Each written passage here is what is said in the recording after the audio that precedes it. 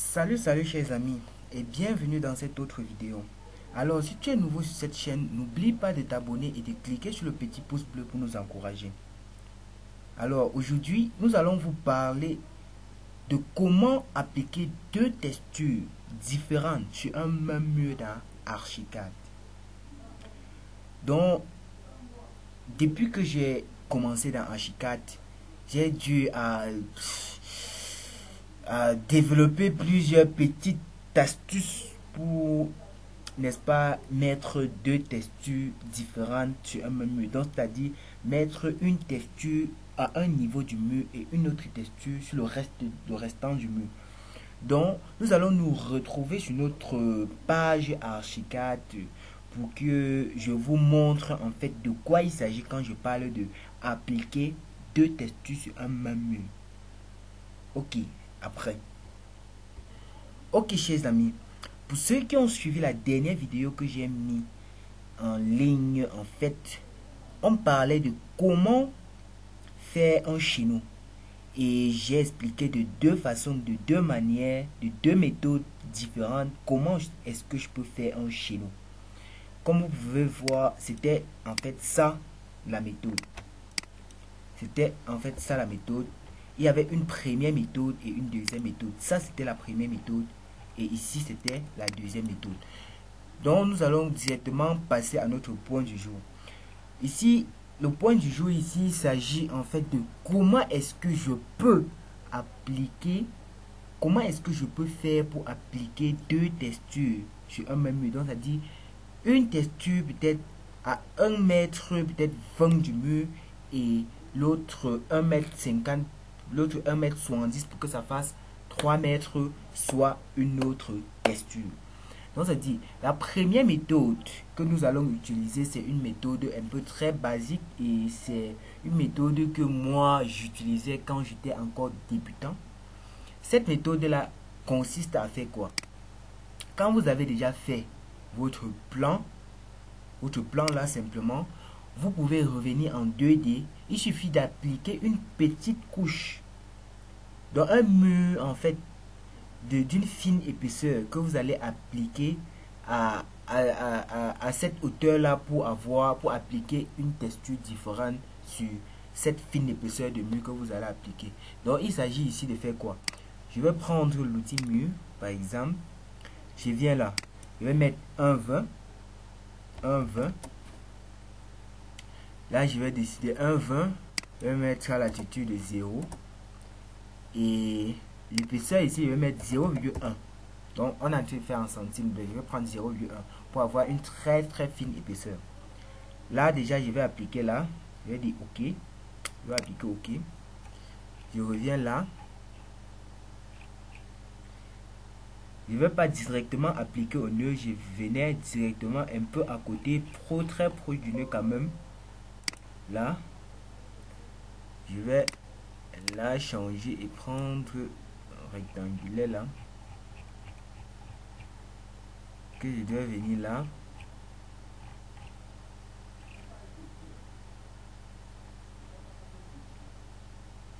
très proche quand même, pas collé mais très proche.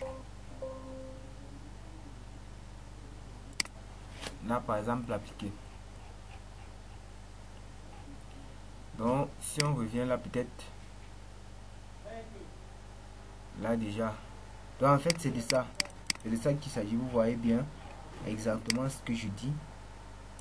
Vous voyez là, il y a une très fine épaisseur, une très fine épaisseur, très fine épaisseur là, qui vous permet de différencier les textures. Donc en fait c'est de ça que je parle. Nous allons faire ces trois différentes méthodes dont je vais dupliquer mon bâtiment ici 3 fois. Donc je vais dupliquer 3 fois pour que vous voyez exactement la différence entre les trois méthodes que je vais vous montrer. Donc je vais dupliquer la 3 fois.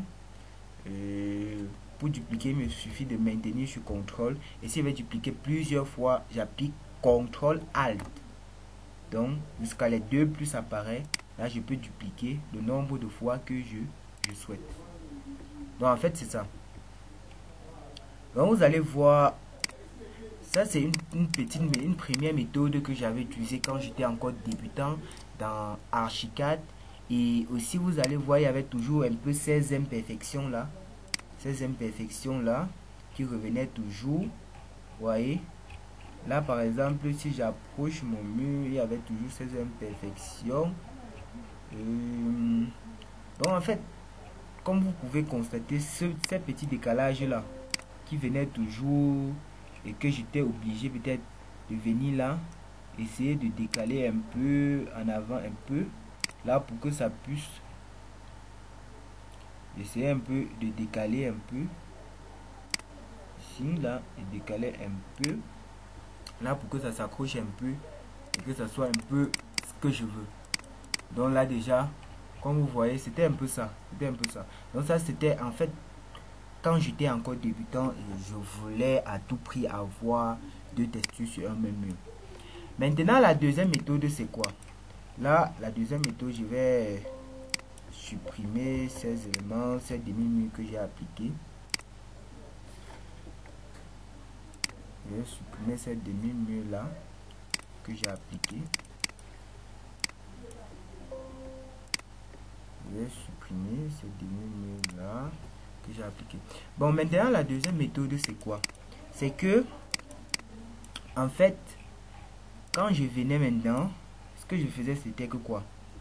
Je prenais peut-être, je sélectionnais tous les murs là, je sélectionnais là, je sélectionne là, je sélectionne ici là, je sélectionne là. Je diminuais maintenant la hauteur. Je venais là, je tapais sur non lié. Je mettais un 20 que j'entrais. Maintenant, je faisais copier.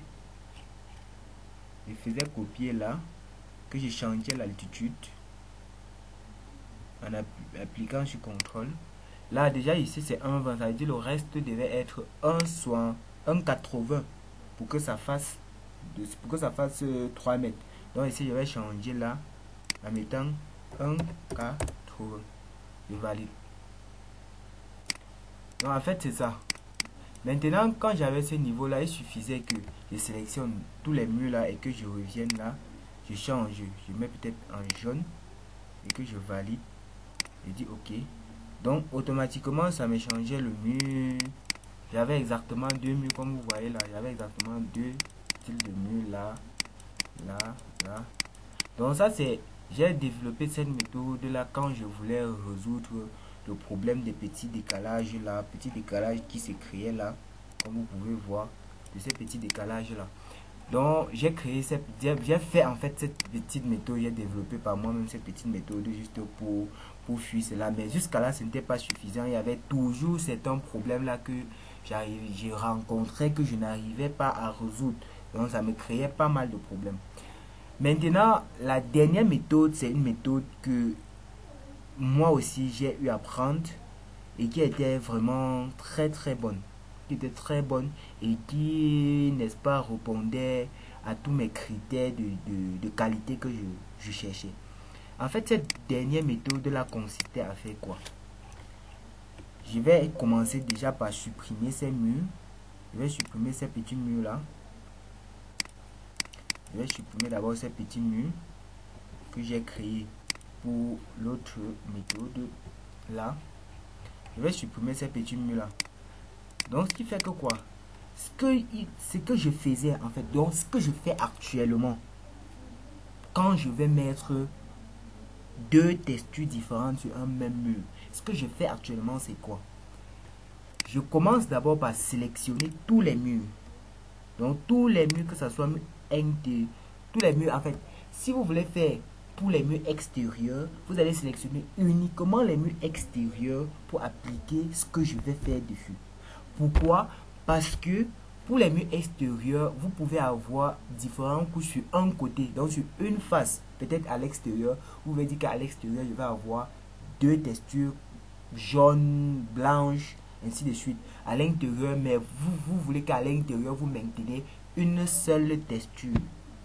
C'est pas ce que vous comprenez. Vous voulez à l'intérieur maintenir une seule texture, à l'extérieur avoir deux textures. Donc, ce qui fait que si vous voulez utiliser cette méthode que je vais faire, vous devez d'abord commencer par sélectionner tous les murs extérieurs et appliquer ce qu'on va faire. Et ensuite, vous allez prendre les murs intérieurs que vous voulez que cette texture soit différente. Peut-être les murs de la douche, les murs de la cuisine que vous voulez faire le carrelage là-dessus, ainsi de suite. Donc, pour les murs extérieurs, vous sélectionnez d'abord tous les murs extérieurs, comme je vais faire, tous les murs extérieurs.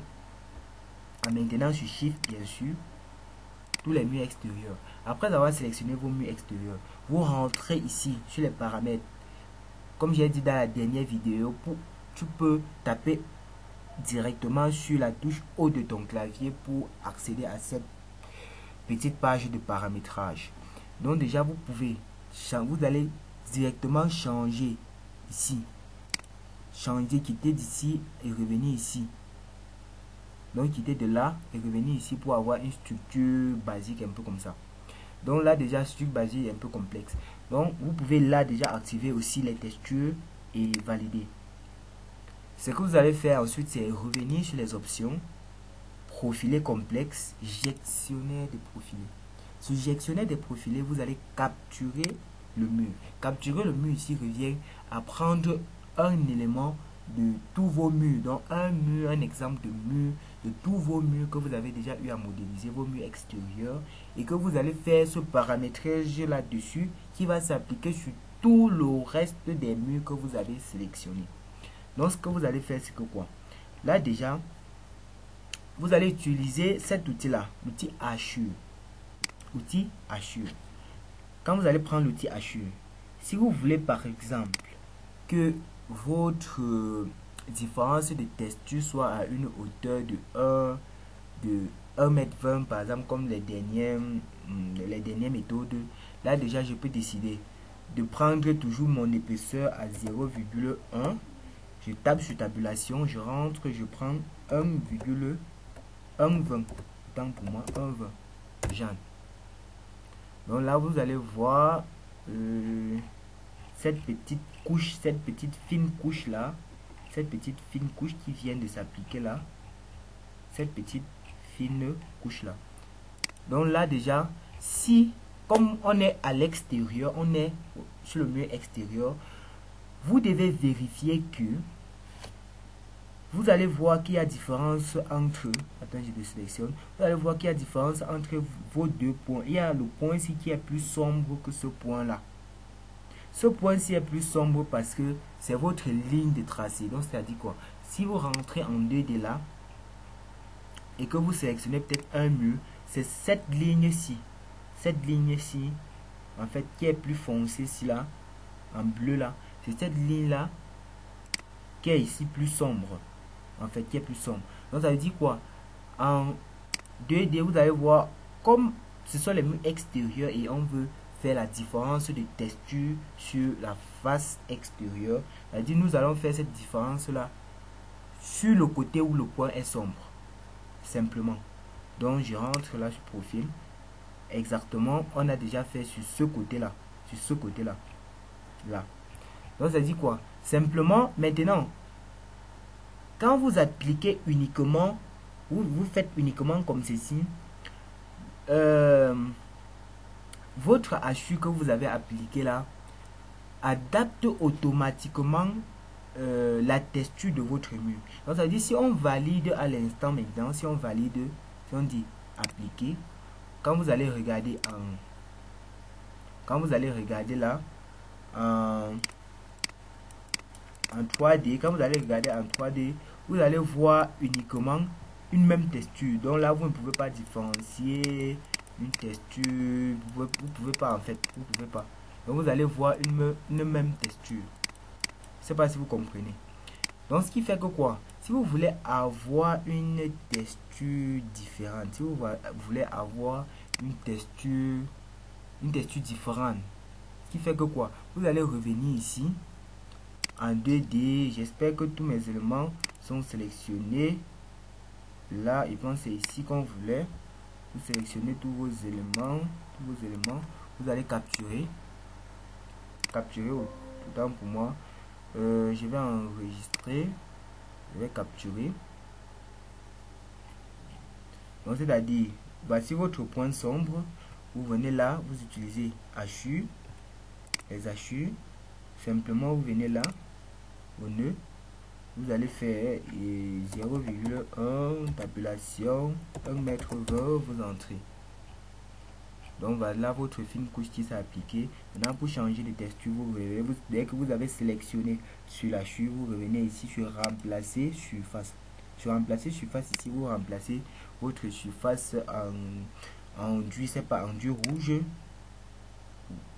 rouge naturel, ainsi de suite.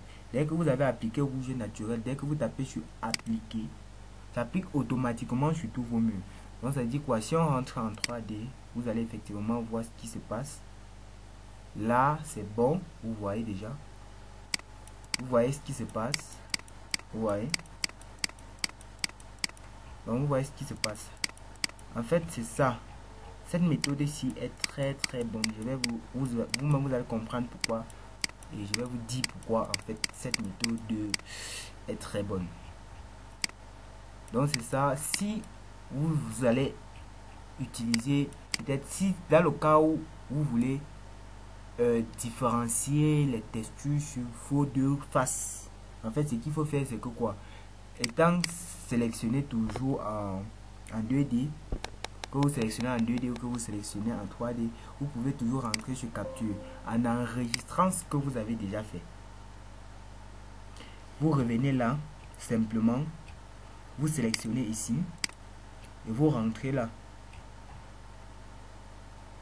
et vous copiez simplement. Donc là vous voyez que ça s'applique sur les deux faces du mur. Là maintenant c'est aussi possible de faire un petit décor là par exemple, un petit décor là. Vous venez là, peut-être là vous faites un petit décor là par exemple, je sais pas comment, en fait vous faites un petit simple décor là, à vous de voir. Donc c'est uniquement sur cette méthode là, que cette méthode ci que vous pouvez faire ce décor là. Sur les autres méthodes vous ne pouvez pas faire ça, vous ne pouvez pas en fait faire ce petit décor que je vais faire là. Donc là vous pouvez appliquer votre petit décor là, par exemple comme ceci. Vous pouvez appliquer là votre petit décor là, par exemple là, un petit truc en fait, un petit décor, je sais pas quoi, comment. Donc vous appliquez un petit décor là et vous pouvez aussi décider que votre décor n'aura pas la texture de cette hachure là. Donc vous changez la texture, vous mettez peut-être appliquer, vous changez la texture, au lieu de mettre encore le rouge vous mettez même je sais pas quoi, le jaune, ainsi de suite. Vous appliquez. Maintenant quand vous allez rentrer là déjà en 3D, vous verrez que déjà vous avez votre petit décor qui s'est fait là. Vous avez votre petit décor qui s'est fait. Je sais pas si vous voyez. Vous avez votre petit décor là qui a été fait. Vous pouvez aussi rentrer, capturer, enregistrer là. Vous voyez que votre décor est un peu, c'est un peu réduit, un peu trop petit. Vous pouvez également étirer un peu, et je sais pas quoi. Vous pouvez également augmenter un peu l'échelle, là comme ceci. Vous pouvez également augmenter un peu. En fait, fonction de ce que vous voulez obtenir, fonction de ce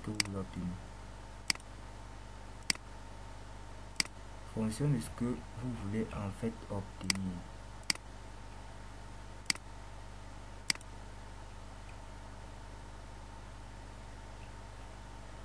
Donc vous pouvez appliquer. Si on revient là,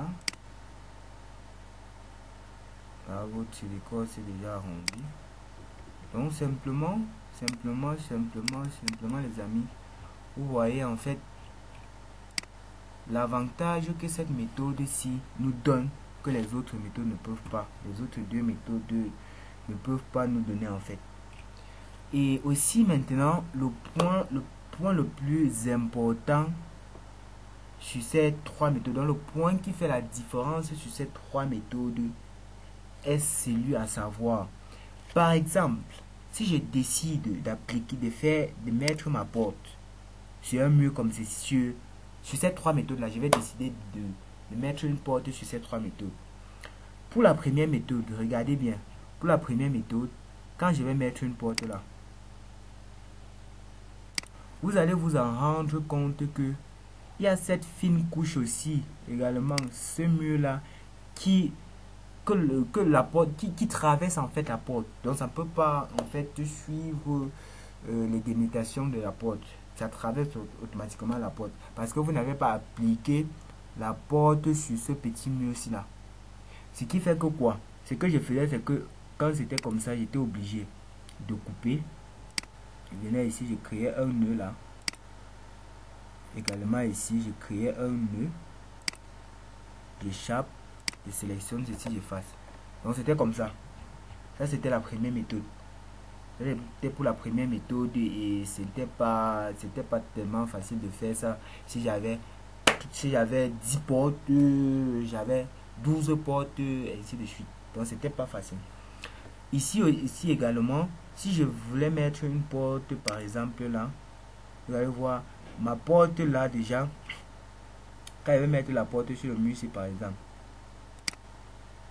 vous allez voir que pour ce mur ici là, pour l'autre mur qui est en haut là, qui est en haut ici, la porte n'a pas en fait la porte n'a pas pu traverser ce mur ici là parce que on avait mis la porte sur le mur d'en bas et non sur le mur d'en haut. Donc ce qui faisait que là déjà ça me causait toujours les difficultés parce que j'étais obligé de couper là. J'étais toujours obligé de couper là comme ceci. De couper là. Venir là peut-être couper. Étendre ceci, tirer. Ceci comme ceci. Venir là, tirer. Là maintenant changer de hauteur. On pourrait déplacer ça comme ça. Je déplace ça comme ceci. Et je viens maintenant à hauteur. Je change la hauteur. Comme ceci, je mets à une hauteur un peu comme ceci. Donc en fait, c'est comme ça que je jouais un peu et ça me perdait pas mal du temps. Ça me perdait pas mal du temps, pas mal vraiment du temps. Je me perdais pas mal de temps quand même. Donc en fait, c'est là maintenant que déjà toujours en cherchant à résoudre ces problèmes là, à résoudre tout ça là, que je suis tombé sur cette méthode ici, sur cette méthode qui était vraiment géniale, tellement géniale. Donc ce qui fait que quoi, si je décide d'appliquer ma porte là, vous allez voir sur le mur, une fois ma porte n'a pas besoin qu'on coupe un mur ou qu'on fasse quelque chose d'autre pour que, donc automatiquement ce mur respecte la position de ma porte. Donc ce mur ne traverse pas la porte, cette texture ne traverse pas la porte, rien de rien. Donc ça s'est sorti normalement.